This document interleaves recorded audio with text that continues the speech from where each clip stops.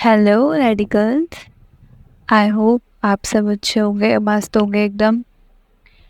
तो last class में हमने सेल चैप्टर स्टार्ट किया था और उसमें बेसिक इंट्रोडक्शन हुआ था चैप्टर का। सेल क्या होता है, सेल को किसने डिस्कवर किया। आज हम सेल थ्योरी पढ़ेंगे प्लस यूकैरियोट, एक ओवरव्यू देखेंगे सेल का, और यूकैरियोटिक प्रोकैरियोटिक में जो बेसिक डिफरेंसेस होते हैं वो देखेंगे। ओके, तो लेट्स गेट स्टार्टेड।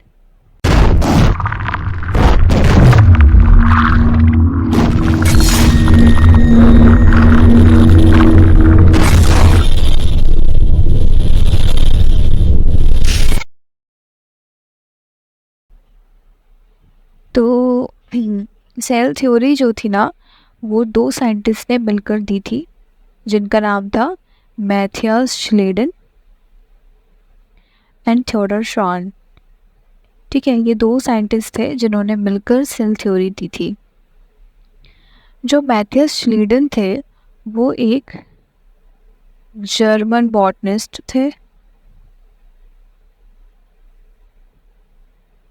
और जो थियोडर शॉन थे वो ब्रिटिश zoologist थे।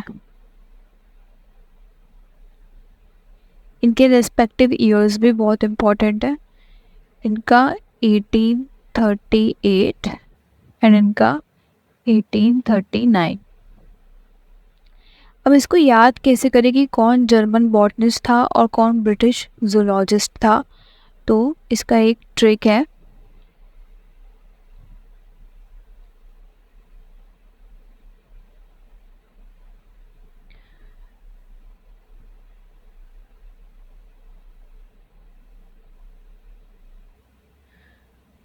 ये सी है, ठीक है, गलती से वो हो गया थोड़ा। तो शॉन किससे सिमिलर है, सिमिलर साउंड कर रहा है स्वान से, राइट, जो कि क्या है, एनिमल है। तो एनिमल की स्टडी करने वाला कौन होगा, जूलॉजिस्ट होगा। अब ब्रिटिश कैसे याद करोगे, इंडिया पे ब्रिटिशर्स ने रूल किया, ठीक है, तो वो इंडियंस के लिए किसके समान है, एक मतलब डॉग्स के समान है कि नहीं है, मतलब बोलते हैं ना लोग ऐसे ही, तो अब्यूजिव वे में हो जाएगा थोड़ा, बट क्या ही करना है, याद तो कर ही सकते हैं। तो ये भी तो एनिमल ही हुआ, ब्रिटिशर्स भी तो एनिमल ही हुए इंडियंस के लिए, तो ये भी क्या हुआ, जूलॉजिस्ट के साथ आ जाएगा। ठीक है, तो ऐसे इसको याद कर लेना। फिर बचा कौन, जर्मन बॉटनिस्ट, तो वो ये हो जाएंगे। ठीक है, अब हम देखेंगे इन्होंने क्या क्या काम किया। ठीक है, सिंस मैथियस श्लीडन एक बॉटनिस्ट थे, तो ऑब्वियसली इन्होंने प्लांट्स पर रिसर्च किया होगा, प्लांट्स को स्टडी किया होगा। तो इन्होंने क्या किया, इसी में यहाँ से ही कंटिन्यू कर रही हूँ मैं, ठीक है। पे यार पता नहीं क्या हो रहा है आज। तो he studied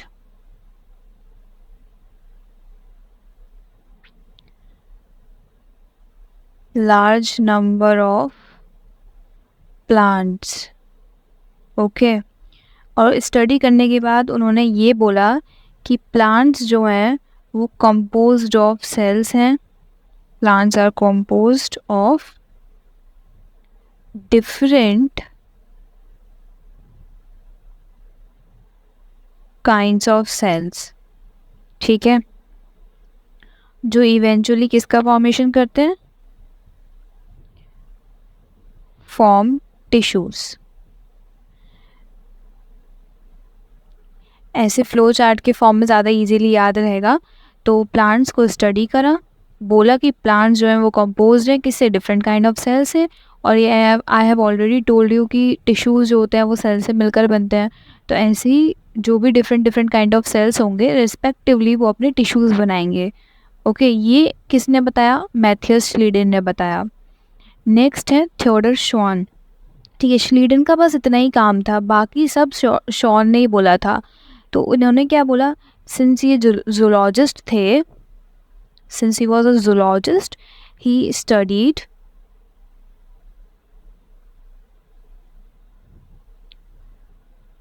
different types of animal cells.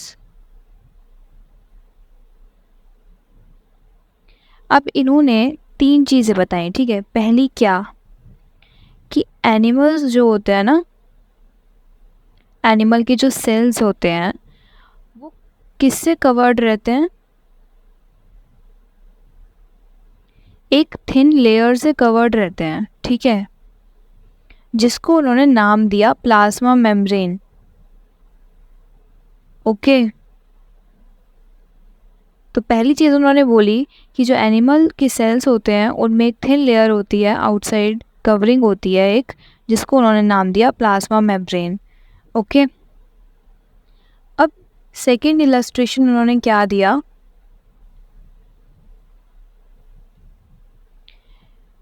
कि जो प्लांट्स में जो सेल वॉल होती है ना, वो उनका क्या है, एक यूनिक कैरेक्टर है। क्या है? एक यूनिक कैरेक्टर। इसका क्या मतलब हुआ? इसका ये मतलब हुआ कि जो प्लांट्स में सेल वॉल प्रेजेंट होती है वो उनका यूनिक कैरेक्टर, मतलब ये सिर्फ उन्हीं का कैरेक्टर है, सिर्फ उन्हीं की क्वालिटी है ये कि उनके पास सेल वॉल है। एनिमल सेल के पास ही सेल वॉल एब्सेंट होती है, ये मतलब हुआ इसका, ठीक है। प्लांट्स का यूनिक कैरेक्टर है, एनिमल्स का नहीं है। इट मीन्स एनिमल में सेल वॉल नहीं होती, प्लांट सेल में सेल वॉल होती है। तो अब ये क्या होता है ना कि ये प्लांट है, वो यहाँ पे प्लांट आ गया, सेल वॉल आ गया, तो क्या हमें ना कन्फ्यूज़न हो जाती है एग्ज़ाम में कि सिंस प्लांट की बात हो रही है तो बॉटनिस्ट का काम हो गया प्लांट के बारे में बताना। तो ये मैथियस श्लीडन ने बोला होगा। जनरली हम यही सोचते हैं, जब हमने नहीं पढ़ा होता, तुक्का भी इंसान मारेगा ना तो वो यही सोच के मारेगा कि प्लांट्स है तो बॉटनिस्ट ही आएगा यहाँ पे, तो मैथियस श्लीडन आएगा, नो डाउट। बट इसमें गलत हो जाएगा। भले ही प्लांट की बात है, लेकिन बोला किसने था? शॉन ने बोला था, जो कि क्या थे? जूलॉजिस्ट थे, ठीक है। तो ये हो गया। फिर थर्ड क्या बोला उन्होंने? थर्ड उन्होंने ना एक हाइपोथीसिस दी। क्या हाइपोथीसिस थी उनकी? उन्होंने बोला कि जो प्लांट्स हैं और जो एनिमल्स हैं, ठीक है, वो हैं composed of cells and product of cell, ठीक है। उन्होंने बोला कि जो प्लांट्स एंड एनिमल्स हैं वो सेल से मिलकर बने हैं और सेल की प्रोडक्ट हैं। प्रोडक्ट ऑफ सेल मतलब वही कि सेल से मिलकर बने हैं, सेल से ही ग्रो हुए हैं, ये मतलब था उनका। तो ये हाइपोथेसिस भी शॉन ने दी थी। ऐसा अगर ऑप्शन आ गया कि this hypothesis was given by, पहला ऑप्शन शॉन, दूसरा श्लीडन, तीसरा बोथ ए एंड बी, तो जनरली हम क्या करेंगे कि प्लांट की भी बात हो रही है, एनिमल की भी बात हो रही है, तो दोनों ने ही बोला होगा, बोथ ए एंड बी होगा इसका आंसर। गलत हो जाएगा। इसका आंसर होगा सिर्फ और सिर्फ शॉन। शॉन ने ही ऐसा बोला था। ओके, अब इस सेल थ्योरी के ना कुछ एक्सेप्शंस भी थे। ये आपको ये नहीं बता पाती कि जो नए सेल्स आए वो कहाँ से आए, ठीक है, सेल्स बने कहाँ से, या क्या था उसके पीछे की हिस्ट्री, या कुछ भी जो भी था वो नहीं एक्सप्लेन कर पाए, ठीक है। तो ये ड्रॉबैक था।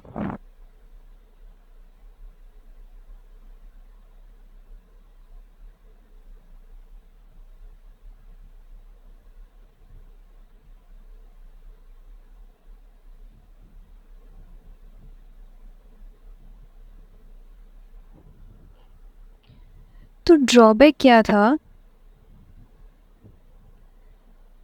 How new sales were formed. ये एक क्वेश्चन अराइज होता है कि how new sales were formed, ये एक्सप्लेन नहीं हो पाया इस सेल थ्योरी से। ये एक क्वेश्चन बन के ही रह गया कि नए सेल्स कैसे बने। चलो मान लिया कि एक सेल है, ठीक है, एक सेल आ गया, बट उससे नए सेल्स कैसे बने ये एक्सप्लेन नहीं कर पाए। सेकंड एक्सेप्शन था इसका वायरस। वायरस तो आज भी एक एक्सेप्शन ही है, बिकॉज वायरस क्या है, एक लिविंग और एक नॉन लिविंग के बीच का एक लिंक है, ठीक है, ये कुछ बीच का है।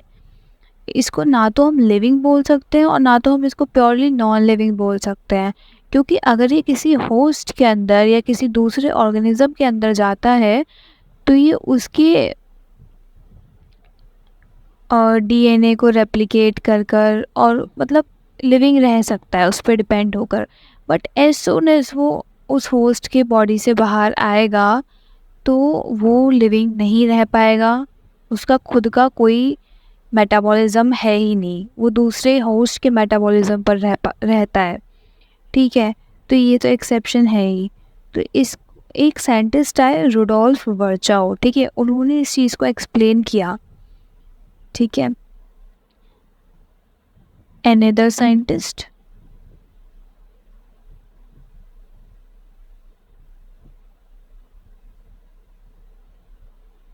Named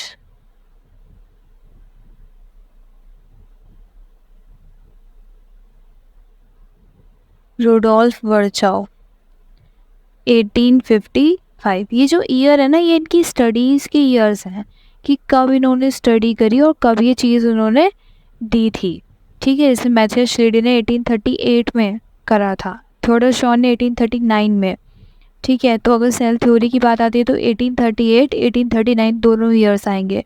और ये जो रुडोल्फ वर्चाउ थे, इन्होंने ना ये एक्सेप्शन जो था ना सेल थ्योरी का, जो ओल्ड सेल थ्योरी मैथ्यू श्लेडन और थॉमस शॉन ने दी थी, इसके एक्सेप्शन जो था कि न्यू सेल्स पर फॉर्म, इस क्वेश्चन का आंसर रुडोल्फ वर्चाउ ने दिया था। और पुरानी जो सेल थ्योरी थी उसको मॉडर्नाइज किया, मॉडर्न सेल थ्योरी दी उन्होंने। तो बेसिकली रुडोल्फ वर्चाउ ने क्या दिया, एक स्टेटमेंट दिया, क्या, ओमनिस सेल्यूला ई सेल्यूला, ये एक स्टेटमेंट दिया जिसका मतलब था cell arise by division of pre existing cell. क्या मतलब हुआ इसका, कि जो एक सेल है ना वो पुराने वाले सेल के डिवीज़न से अराइज होता है। मतलब एक सेल है, suppose this is the ancient cell, जो पहला सेल आया होगा, दिस इज़ द सेल, ठीक है। अब ये डिवाइड करेगा तो नए सेल का फॉर्मेशन होगा। इसका मतलब ये हुआ कि क्या हुए, डॉटर सेल्स हो गए, यानी कि new cells arise from pre existing cell. ये क्या हो गया, प्री एग्जिस्टिंग सेल हो गया, और ये होगा न्यू सेल्स। तो new cell arise from pre existing cell, ये मतलब हो गया कि जब प्री एग्जिस्टिंग सेल डिवाइड करेगा, क्या हुआ यहाँ पे, डिवीज़न, ठीक है, और न्यू सेल्स बनाएगा, ये प्रोसेस होती है। ये रुडोल्फ वर्चाउ ने एक्सप्लेन किया। तो रुडोल्फ वर्चाउ ने क्या करा, उन्होंने मॉडर्न सेल थ्योरी दी, modern cell theory by Rudolf Virchow. अब इसका प्रोनाउंसिएशन कोई कुछ करता है, कोई कुछ करता है, कुछ भी बोल लो, क्या मतलब होता है, 1855, ठीक है। इन्होंने क्या बताया, all living organisms are composed of cells and product of cells। ये तो खैर शॉन ने भी बता दिया था कि plants and animals are composed of cell and product of cell, तो ये तो वही स्टेटमेंट है, ठीक है।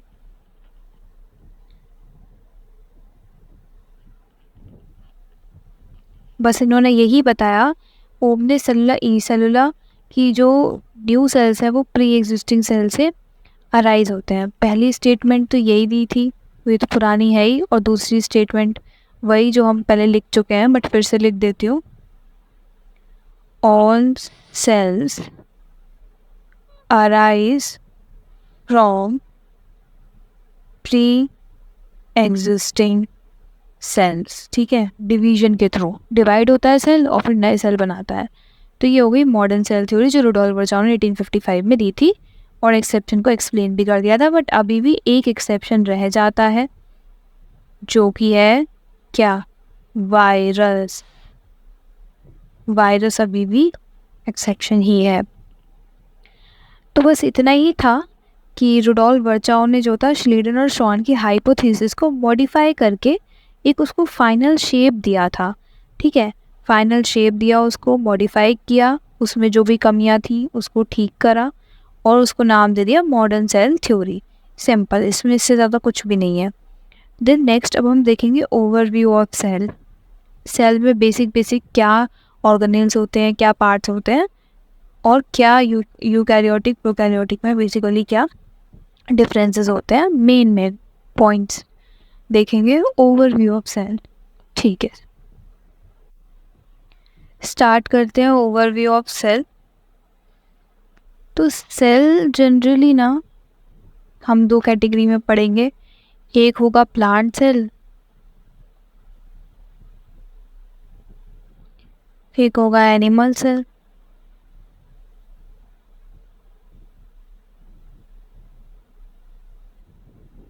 तो एनसीईआरटी में एक टिपिकल प्लांट सेल का एग्जाम्पल है अनियन पील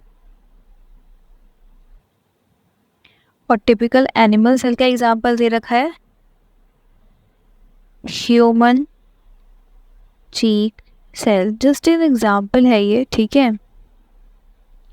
तो इसमें बताया कि प्लांट सेल में जो डीलिमिटिंग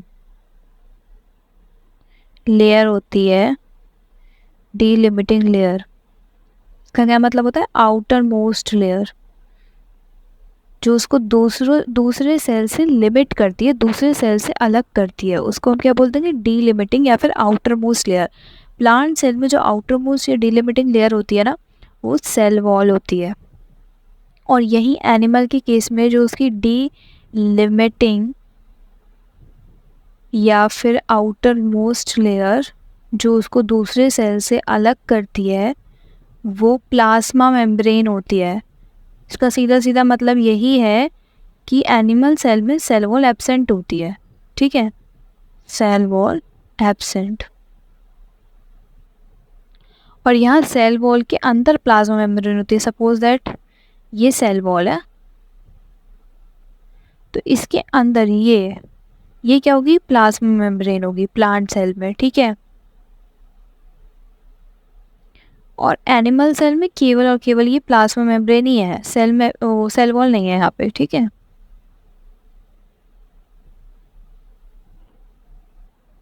सिंपल, बस यही था। फिर जब हम एक सेल की बात करते हैं तो सेल क्या हो सकता है, देखो यूकैरियोटिक भी हो सकता है, प्रोकैरियोटिक भी हो सकता है। अब इसका क्या मतलब होता है, सेल जो है वो यूकैरियोटिक भी हो सकता है और प्रोकैरियोटिक भी हो सकता है।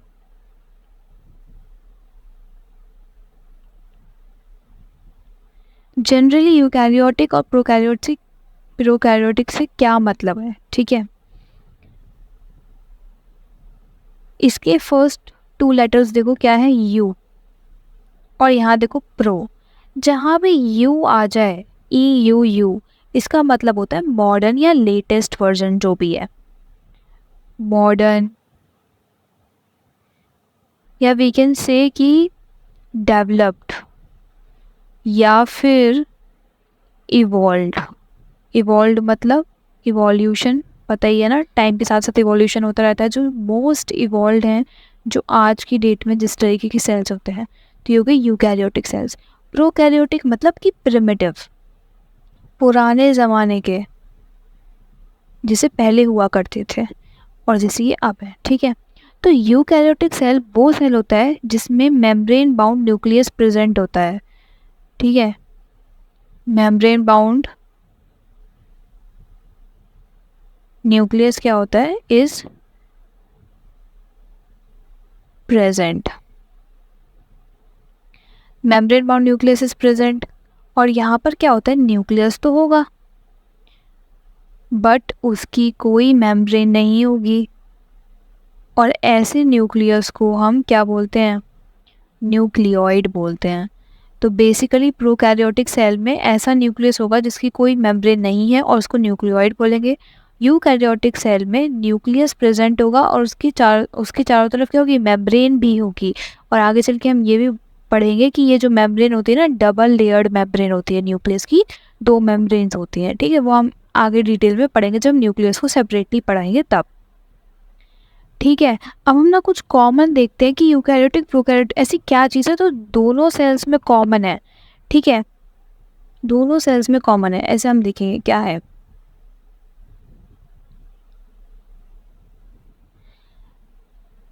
साइटोप्लाज्म क्या होता है, देखो साइटोप्लाज्म सेमी फ्लूइड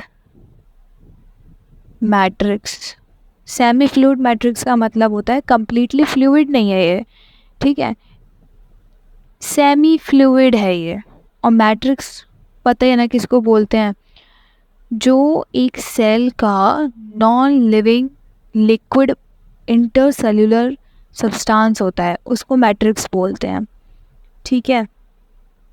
बेसिकली बस इतना ही ध्यान रखो कि ये सेमी फ्लूइड होता है, सेमी फ्लूइड मैट्रिक्स होता है सेल के अंदर का लिक्विड। बेसिकली सेल के अंदर जो प्लाज्मा मेम्ब्रेन के अंदर का लिक्विड पार्ट है उसको साइटोप्लाज्म बोलेंगे, ठीक है। और वो सेमी फ्लूइड होता है, कंप्लीटली लिक्विड नहीं बोल सकते उसको। और उसके अंदर ही सेल ऑर्गेनेल्स प्रेजेंट होते हैं, ठीक है। तो ये वो लिक्विड पार्ट हो गया, मैट्रिक्स हो गया किसका, सेल का। अब ये ना दोनों में होगा, प्रोकैरियोटिक में भी होगा और यूकैरियोटिक में भी होगा, दोनों में होगा ये, ठीक है। अब एक बहुत इंपॉर्टेंट लाइन है, साइटोप्लाज्म क्या है, main arena of cellular activities in both plant and animal cell. क्या मतलब हुआ इसका, देखते हैं अभी।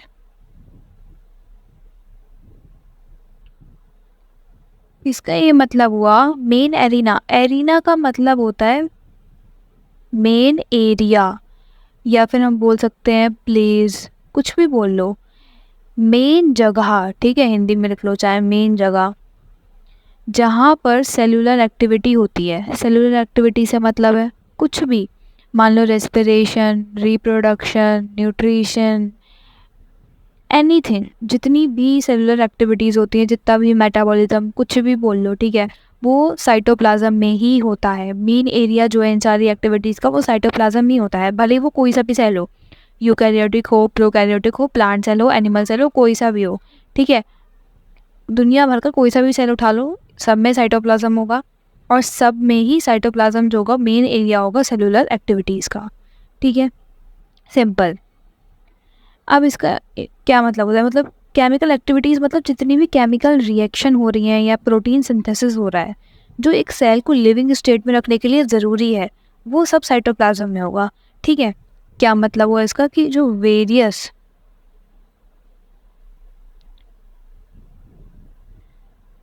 chemical reactions occur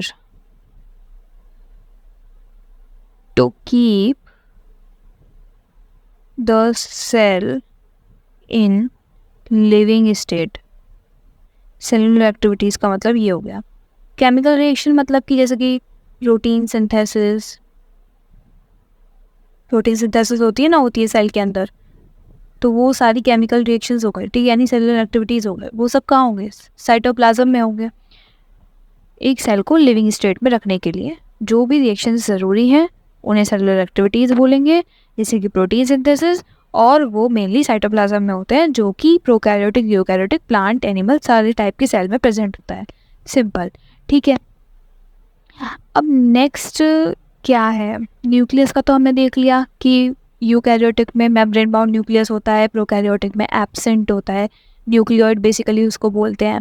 ठीक है, साइटोप्लाज्म का हमने देख लिया। अब हम देखेंगे क्या होता है ऑर्गेनेल्स। ठीक है, सेल ऑर्गेनेल्स, और बेसिकली किस में कौन से सेल ऑर्गेनेल्स होते हैं, किस में कौन से नहीं होते हैं। ठीक है, तो नेक्स्ट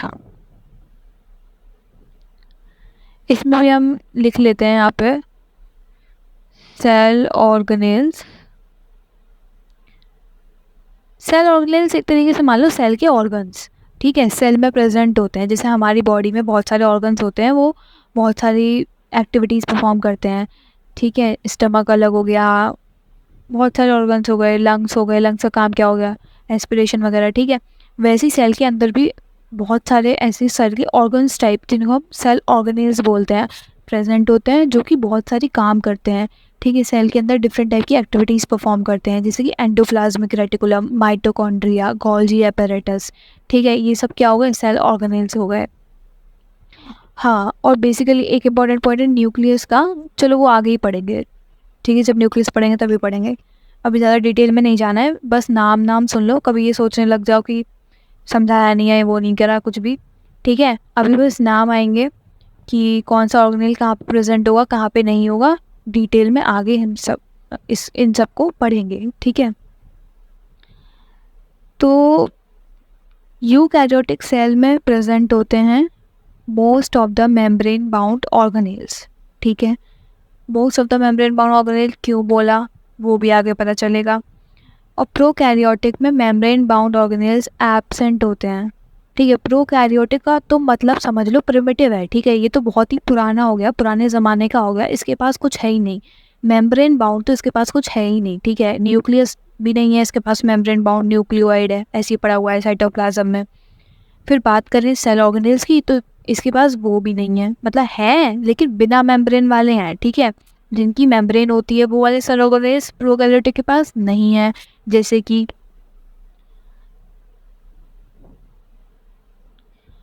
प्रोकैरियोट में कैसे होंगे, प्रोकैरियोट्स में non membrane bound cell organelles होंगे, या फिर ऐसे मत लिखो, इसको ऐसे लिखो, membrane bound cell organelles are absent. ठीक है, और यहाँ पे लिखो यूकैरियोटिक। इसमें क्या होंगे, membrane bound cell organelles are present. Basic difference अभी हम आगे पढ़ेंगे, अभी तो सेल ऑर्गेनेल्स का देख रहे हैं। ठीक है, तो membrane bound cell organelles present हो गए यूकैरियोट्स में, और membrane bound cell organelles absent हो गए प्रोकैरियोट्स में। ठीक है, प्रोकैरियोट्स में एक ऑर्गेनेल होता है राइबोसोम। ठीक है, इसकी कोई मेम्ब्रेन नहीं होती, इसलिए यहाँ पे होता है। अब ऐसा नहीं है कि यूकैरियोट में सारे ऑर्गेनेल्स मेम्ब्रेन बाउंड ही होंगे, इसमें भी राइबोसोम प्रेजेंट होता है। ठीक है, though it is non membrane bound cell organelle but it is present in eukaryotes. मतलब ज़रूरी नहीं है कि यूकैरियोट्स में जितने भी सेल ऑर्गेनेल्स होंगे उनकी मेम्ब्रेन होनी चाहिए। राइबोसोम एक ऐसा सेल ऑर्गेनेल है जिसकी कोई मेम्ब्रेन नहीं है, बट तब भी वो यूकैरियोट्स में होता है, और राइबोसोम प्रोकैरियोट्स में तो होगा ही होगा, क्योंकि भैया इसकी कोई मेम्ब्रेन नहीं है। ठीक है, नो मेम्ब्रेन।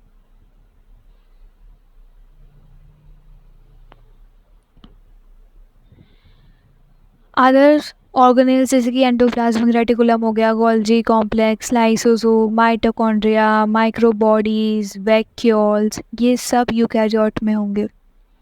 ठीक है, प्रोकैरियोट में क्या होगा, राइबोसोम, और जो भी होगा हम आगे पढ़ेंगे। ठीक है,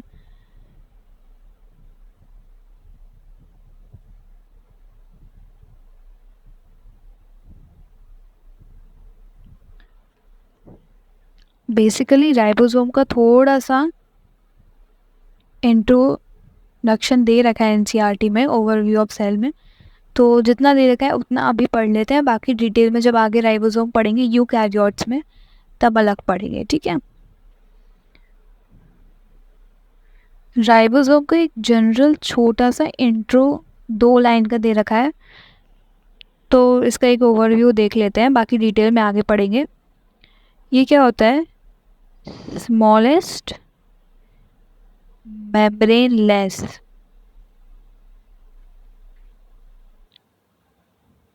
ऑर्गेनेल होता है। ये बोथ प्रोकैरियोट्स एंड यूकैरियोट्स में प्रेजेंट होता है। राइबोसोम का मेन काम है प्रोटीन सिंथेसिस, ठीक है, carries out protein synthesis, protein को बनवाने का काम राइबोसोम का होता है मेनली, ठीक है। इसको हम क्या बोलते हैं? ट्रांसलेशन। आगे पढ़ेंगे। बेसिकली आरएनए से प्रोटीन के फॉर्मेशन को ट्रांसलेशन बोलते हैं, ठीक है। अगर हम बात करते हैं प्रोकैरियोट्स और यूकैरियोट्स में राइबोसोम की डिफरेंस की, यूकैरियोट्स में कैसा होता है और प्रोकैरियोट्स में कैसा होता है, होता दोनों में है बट दोनों में अलग होता है, ठीक है। प्रोकैरियोट्स में 70S राइबोसोम होता है और वो भी कहाँ होता है? साइटोप्लाज्म में। अभी 70S क्या है? 70S बेसिकली एक टर्म है, स्वेडबर्ग, इसको बोलते हैं स्वेडबर्ग यूनिट, ठीक है, सेडिमेंटेशन कोफिशिएंट। बेसिकली साइज वगैरह को डिनोट करते हैं, जैसे कि 70S 80S। ज़्यादा कुछ इतना डीप में जाने की इसकी ज़रूरत नहीं है, इतना याद रखना है बस, ठीक है। और प्रोकैरियोट्स में जो पॉलीजोम की कंडीशन बनती है, एक mRNA पे बहुत सारे राइबोसोम जब आकर जुड़ जाते हैं तो उसको पॉलीजोम बोलते हैं, और वो केवल और केवल प्रोकैरियोट्स में ही बनता है, ठीक है। यूकैरियोट में मत बोल देना पॉलीजोम कंडीशन, ओनली इन प्रोकैरियोट्स पॉलीजोम, ठीक है। यानी ये एक mRNA है और इस पे बहुत सारे राइबोसोम आकर जुड़ गए तो ये पॉलीजोम कंडीशन हो गई, ठीक है। अब जब हम यूकैरियोट्स की बात करते हैं तो इसमें 70S और 80S दोनों राइबोसोम होते हैं, ठीक है। अभी 70S 30S 40S सब यूनिट से मिलकर बनती है, 80S 60S 40S सब यूनिट से मिलकर बनती है, ये सब आगे पढ़ेंगे, ठीक है। अभी बस एक बेसिक इंट्रो चल रहा है, आगे जब डिटेल में राइबोसोम सेपरेटली आएगा तो इसकी सब यूनिट्स वगैरह सब पढ़ेंगे, ठीक है। 70S जो होता है यूकैरियोट्स में, वो कहाँ होता है? क्लोरोप्लास्ट एंड माइटोकॉन्ड्रिया, ये दो सेल ऑर्गेनेल्स हैं, ठीक है। इनमें 70S राइबोसोम होता है और 80S जो होता है साइटोप्लाज्म में। तो देखा जाए तो यूकैरियोट में दोनों टाइप के राइबोसोम हो गए, 70S भी है 80S भी है। 80S वाला साइटोप्लाज्म में है और 70S वाला क्लोरोप्लास्ट और माइटोकॉन्ड्रिया में है, ठीक है। और एंडोप्लाज्मिक रेटिकुलम में भी 80S वाला ही होता है, ठीक है। इतना याद रखने की ज़रूरत नहीं है। वैसे 2 लाइन सेंट्रोजोम की भी दे रखी है इंट्रोडक्शन में ही, ओवरव्यू ऑफ सेल में, तो सेंट्रोजोम भी देख लेते हैं, बाकी आगे डिटेल में है ही ये, तो डिटेल में दोबारा फिर से पढ़ना है इसको, ठीक है। ये 2 सेंट्रियोल से मिलकर बना होता है। ये क्या होता है? ये प्रोकैरियोट्स में नहीं होता, ठीक है, एब्सेंट इन प्रोकैरियोट्स। ये केवल और केवल यूकैरियोट्स में होगा और यूकैरियोट्स में भी ये केवल एनिमल सेल्स में प्रेजेंट होगा, ठीक है। 2 सेंट्रियोल्स और इसकी भी कोई मेम्ब्रेन नहीं होती है, मेम्ब्रेन लेस होता है ये, ठीक है। हेल्प्स इन सेल डिवीज़न, ये सेल डिवीज़न वाले चैप्टर में डिटेल में आएगा कैसे हेल्प करता है सेल डिवीज़न में, ठीक है। प्रेजेंट ओनली इन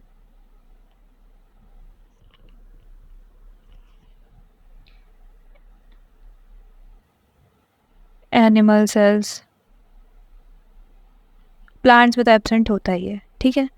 तो बेसिक हो गया। अब हम देखेंगे यूकैरियोट और प्रोकैरियोट में क्या क्या डिफरेंसेस हैं, टोटल एक लाइन में लिख लेंगे। ये जो अभी सेपरेटली भी पढ़ा था ना, राइबोसोम का सेपरेट पढ़ा था, ऑर्गेनेल्स का सेपरेट, ये सब भी उसमें इंक्लूड कर देंगे, टेबल बनाएंगे। उससे पहले ना कुछ साइज देख लेते हैं, ठीक है। कुछ ऑर्गेनिजम्स की साइज और शेप दे रखा है, उसको कंप्लीट कर लेते हैं एक लाइन से, फिर एक बार में टेबल बना लेंगे और दोनों को डिफ्रेंशिएट कर लेंगे, यूकैरियोट और प्रोकैरियोट को। चलो फिर सेल्स की डिफरेंट शेप साइजेस देख लेते हैं। Cells differ greatly in size, shape and activities as it is। मतलब सेल्स की ना बहुत वाइड वैरायटी है। देखो अलग अलग साइज में मिलेंगे तुम्हें, अलग अलग शेप में मिलेंगे, अलग अलग एक्टिविटीज़ करेंगे, ठीक है। अब जैसे फॉर एग्जांपल माइकोप्लाज्मा का नाम सुना है? ये ना स्मॉलेस्ट लिविंग सेल है ये, ठीक है, स्मॉलेस्ट लिविंग सेल माइकोप्लाज्मा, और इसका दूसरा नाम पीपीएलओ भी है। तो इसका जो साइज़ है, इसकी कोई सेल वॉल नहीं होती, सब डिटेल में आगे है, ज़्यादा भी कुछ जानना नहीं है हमें। बेसिकली इस पर इतना देखो कि यह है स्मॉलेस्ट लिविंग सेल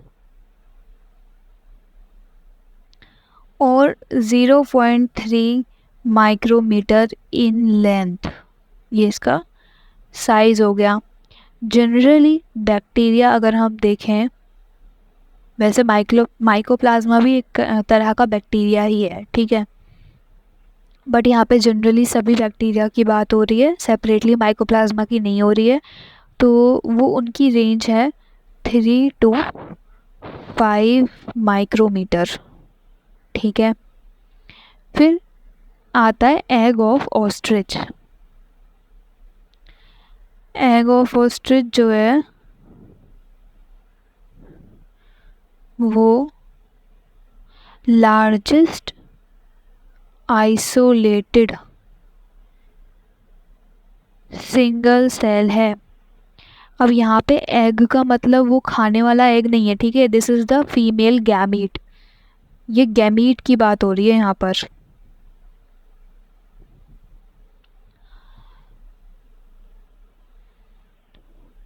इसका बेसिकली साइज तो गिवन नहीं है, बस यही गिवन है कि ये लार्जेस्ट आइसोलेटेड सिंगल सेल है, ठीक है।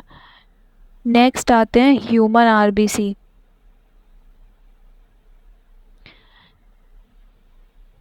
सेवन माइक्रोमीटर इन डायामीटर, ह्यूमन आरबीसी, ठीक है। ये तो हो गया लार्जेस्ट आइसोलेटेड सेल। अगर तुमसे पूछ ले लॉन्गेस्ट आइसोलेटेड, या आइसोलेटेड मत बोलो, लॉन्गेस्ट सेल बोल दो चलो, तो आ जाएगा, अरे यार कितनी कटिंग हो गई आज, नर्व सेल, ठीक है, कोई बात नहीं, समझ में तो आ ही रहा है। लॉन्गेस्ट सेल्स हो गए, वो आ गए नर्व सेल। नर्व सेल मतलब ब्रेन के जो सेल्स होते हैं, ठीक है। अब ये तो हो गया साइज़ की बात हो गई, ठीक है। अब ना माइकोप्लाज्मा को पीपीएलओ भी बोलते हैं, लेकिन एनसीईआरटी में माइकोप्लाज्मा का साइज़ अलग दे रखा है और पीपीएलओ का साइज़ अलग दे रखा है। तो अगर तुमसे पीपीएलओ पूछे तो तुम 0.3 माइक्रोमीटर नहीं बोलोगे, ठीक है, 0.1 माइक्रोमीटर बोलोगे। ये बहुत ध्यान देने वाली चीज़ है कि एनसीईआरटी में पेज देखो, मेरी ओल्ड एनसीईआरटी है तो उसमें पेज 126 पे ओवरव्यू ऑफ सेल में जब तुम पढ़ोगे, लास्ट लाइन है mycoplasma smallest cells are only 0.3 micrometre in length, ठीक है। और जब नेक्स्ट पेज पे जाओगे तो एक डायग्राम बना हुआ है और उसके बगल में साइज़ लिखे हुए हैं, ठीक है। पीपीएलओ का लिखा हुआ है 0.1 माइक्रोमीटर, वायरस का दे रखा है 0.02 से 0.2 माइक्रोमीटर, टिपिकल बैक्टीरिया 1 से 2 माइक्रोमीटर। देखो अब बैक्टीरिया का 3 से 5 मैंने लिखवाया है, अगर आ जाए टिपिकल बैक्टीरिया तो इसका आंसर अलग हो जाएगा, टिपिकल वर्ड से ही आंसर अलग हो जाएगा, जो कि हो जाएगा 1 से 2 माइक्रोमीटर, ठीक है। इसमें कंफ्यूज नहीं होने का, जो लिखा है वैसा अगर आ जाए, अगर सिर्फ बैक्टीरिया है जनरली तो ये आ जाएगा, माइकोप्लाज्मा है तो ये आ जाएगा, पीपीएलओ है तो ये आ जाएगा, टिपिकल बैक्टीरिया है तो ये आ जाएगा, ठीक है। वायरस का देख लो, वायरस का है 0.02 से 0.2 माइक्रोमीटर। और एक यूकैरियोटिक सेल का साइज होता है 10 से 20 माइक्रोमीटर। बस साइज में इतना ही है। अब थोड़ा शेप्स देख लेते हैं। शेप्स ऑफ सेल, साइज पीछे देख ही लिया है, ठीक है। RBC जो होते हैं वो डिस्क शेप्ड होते हैं। Then next WBC, amoeboid shape. Amoeboid shape से क्या मतलब होता है कि इरेगुलर शेप है, कि कोई फिक्स्ड शेप नहीं है। जैसे अमीबा होता है उसकी कोई फिक्स्ड शेप नहीं होती है, वैसी ही इनकी शेप होती है, कोई फिक्स्ड शेप है ही नहीं इनकी, अमीबॉइड शेप बोल सकते हो, ठीक है। ऐसी एक होते हैं कॉलमनार एपिथेलियल सेल्स। एग्जाम्पल बोल रही हूँ, डायग्राम दे रखा है NCERT में उनका, एपिथेलियल सेल्स का, ठीक है। स्ट्रक्चरल ऑर्गेनाइजेशन में हम इनको पढ़ेंगे। कॉलमनार एपिथेलियल सेल्स, इनकी शेप होती है ऐसे, ऐसे होती है। कॉलमनार मतलब लंबे लंबे होते हैं, इलोंगेटेड होते हैं, और इनके बेस पे इनका न्यूक्लियस होता है, ऐसे होते हैं, ठीक है। Then next nerve cell. Nerve cell तो हमने पीछे भी पढ़ा था क्या होते हैं, लॉन्गेस्ट सेल होते हैं, तो इनको बोलोगे ब्रांच्ड एंड लॉन्ग, या फिर एलोंगेटेड भी बोल सकते हो, सेम ही चीज़ हो गई। ट्रैकीड, ट्रैकीड भी एलोंगेटेड होते हैं। अब देखो एलोंगेटेड में दो आ गए, ट्रैकीड भी आ गया, नर्व सेल भी आ गया। इन दोनों में क्या डिफरेंस है, नर्व सेल ब्रांच्ड है लेकिन ट्रैकीड ब्रांच्ड नहीं है, ये अनब्रांच्ड है, ठीक है। मीजोफिल सेल्स,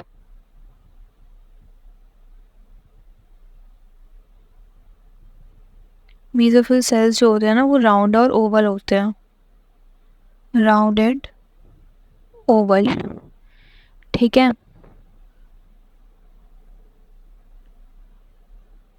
तो ये कुछ शेप्स हो गई, और ये शेप्स डिपेंड करती हैं उनके फंक्शन पे। ये जो शेप है अलग अलग very with the function they perform, function के अकॉर्डिंग शेप होती है, जिस टाइप का वो फंक्शन परफॉर्म कर रहे हैं उस टाइप की उनकी शेप होती है, ठीक है।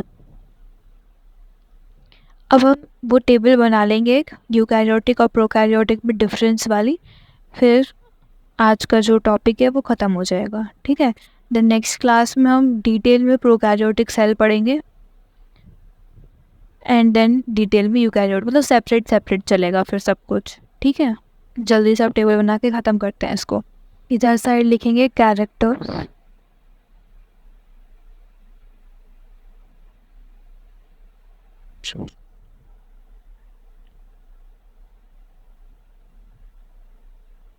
Prokaryotes and eukaryotes. General introduction हो गया, सेपरेटली साइज देख लिए, शेप देख लिए। अब एक टेबल के बेसिस पे हम इनको डिफ्रेंशिएट कर लेंगे, ठीक है। सबसे पहला कैरेक्टर आता है साइज का, प्रोकैरियोटिक का क्या होता है, यूकैरियोटिक का क्या होता है, ठीक है। तो जनरली प्रोकैरियोट्स प्रिमिटिव हैं तो ऑब्वियसली भैया छोटे होंगे, तो स्मॉल हो गया। इनका साइज होता है 1 से 10 माइक्रोमीटर का। यूकैरियोटिक मॉडर्न हो गए भैया, लार्ज हो गए। इनको ना हर एक प्रिविलेज दिया जाएगा क्योंकि ये यूकैरियोट्स हैं, आज के हैं ये, और ये प्रिमिटिव हो गए तो इनको डिसएडवांटेज बहुत ज़्यादा है, ठीक है, ऐसे याद करना। तो ये लार्ज होते हैं 10 से 20 माइक्रोमीटर, पीछे भी लिखा हुआ है इसका साइज़।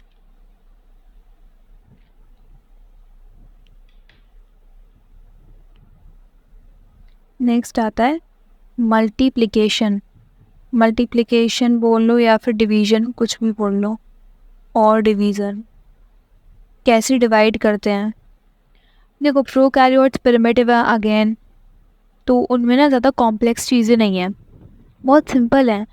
तो वो जल्दी जल्दी रेप्लिकेट कर लेंगे, जल्दी जल्दी डिवाइड कर लेंगे, तो फास्ट।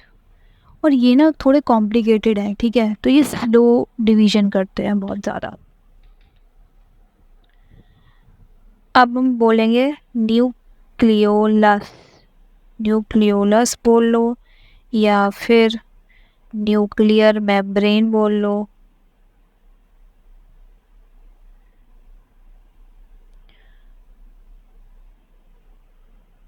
दोनों चीज़ें अलग अलग हैं, वैसे सेम नहीं है, लेकिन दोनों को साथ में लिख लेते हैं, ठीक है।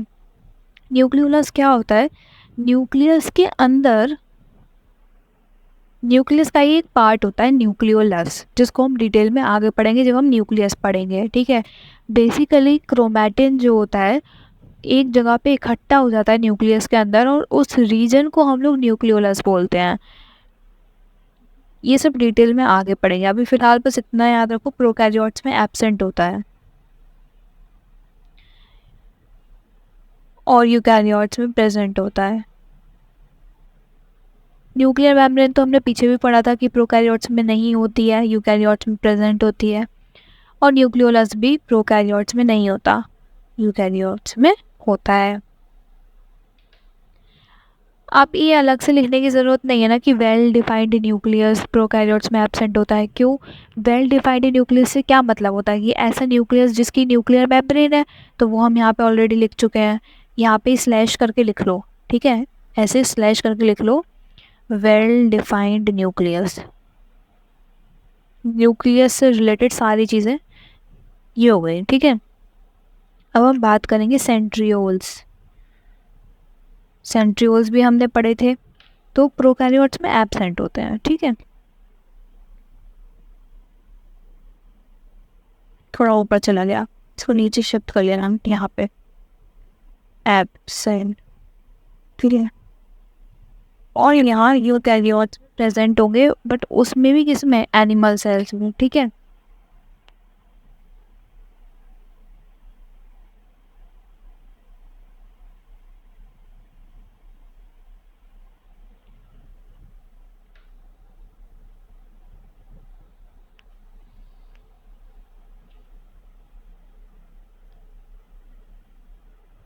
मेम्ब्रेन बाउंड ऑर्गेनेल्स सब पीछे हो चुका है, बस रिपीटिशन चल रहा है, मतलब एक टेबुलर फॉर्म में लिख लेते हैं तो अच्छा रहता है ना, एक जगह हो जाती है सारी चीज़ें।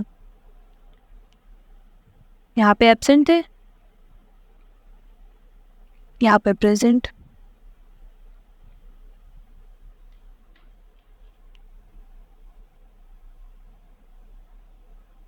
राइबोसोम ऑलरेडी लिख चुके हैं कि प्रोकैरियोट्स में 70S होता है, यूकैरियोट्स में 70S 80S दोनों होंगे, ठीक है। फिर से लिख लेते हैं, एक सेकेंड।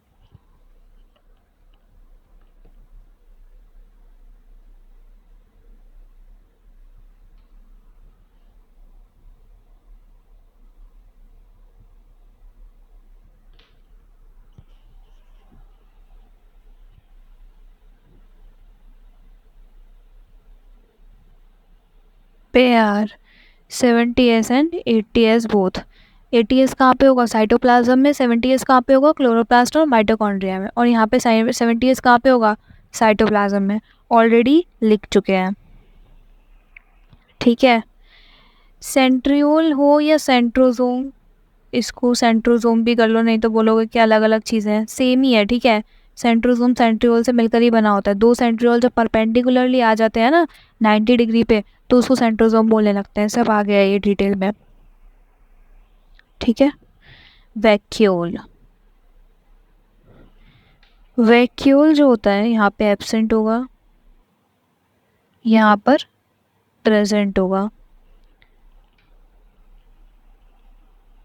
स्यूडो वैक्यूल एक अलग चीज़ होती है, ठीक है। स्यूडो वैक्यूल प्रोकैरियोट्स में होगा, यूकैरियोट्स में एब्सेंट होगा। क्या होता है ये सब आ गया है। अभी तो बस बेसिक इंट्रो है ना, बेसिक डिफरेंसेस हैं, बस नाम नाम जान लो अभी तुम लोग, ठीक है। ये तो सब आगे डिटेल में जब प्रोकैरियोटिक पढ़ेंगे तब आएगा ना सब कुछ। जब यूकैरियोटिक पढ़ेंगे तो यूकैरियोटिक की चीज़ें आएंगी, सब डिटेल में है। सब यही पढ़ लेंगे तो फिर आगे क्या पढ़ेंगे, ठीक है। बस बेसिकली यही है, थोड़े एक्स्ट्रा पॉइंट्स भी लिखना चाहें तो लिख सकते हैं, बट एनसीईआरटी में फ़िलहाल इतना ही है, ठीक है। प्रोटीन सिंथेसिस की अगर आप बात करें, ओरली सुन लो, लिखना नहीं, कि प्रोकैरियोट्स में कहाँ पर होगा प्रोटीन सिंथेसिस। तो प्रोटीन सिंथेसिस कौन कराता है, राइबोसोम कराता है, और राइबोसोम साइटोप्लाज्म में होगा, कहाँ, प्रोकैरियोट्स में, तो साइटोप्लाज्म में होगा protein synthesis. Plus cell membrane में भी प्रोटीन सिंथेसिस होगा। आगे हम एक स्ट्रक्चर पढ़ेंगे मीजोसोम करके, ठीक है। मीजोसोम जो होता है ना, वो केवल प्रोकैरियोट्स में होता है, और वो मेम्ब्रेनस स्ट्रक्चर होता है, सेल मेम्ब्रेन का एक स्ट्रक्चर होता है वो, और वो क्या करता है, प्रोटीन सिंथेसिस करता है। तो सेल मेम्ब्रेन में भी प्रोटीन सिंथेसिस होगा और साइटोप्लाज्म में भी प्रोटीन सिंथेसिस होगा प्रोकैरियोट्स में, ठीक है। और यूकैरियोट्स में अगर हम बोलें तो साइटोप्लाज्म में तो होगा ही होगा, क्योंकि राइबोसोम साइटोप्लाज्म में भी होंगे। प्लस एंडोप्लाज्मिक रेटिकुलम में होगा, क्योंकि एंडोप्लाज्मिक रेटिकुलम में भी राइबोसोम अटैच्ड होते हैं, रफ एंडोप्लाज्मिक रेटिकुलम में। इतना बेसिक नॉलेज तो सभी को होगा।